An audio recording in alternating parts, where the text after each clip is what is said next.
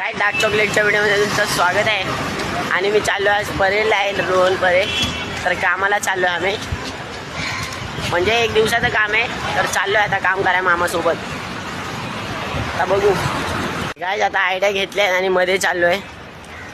तर एंट्री करायची होती, मग एंट्री करून आयडिया घेऊन चाललो आहे दोघांची आणि एक माझी आहे. काम करायचं आता, काम कॅन्सल झालेलं आहे. तर आता आम्ही मॉलमध्ये फिरतोय बघा, दोघं मामा आणि मी. काय आत्ताच मॉलमधून आलो आहे, आता घरी चाललो आहे. काम तर झालं नाही.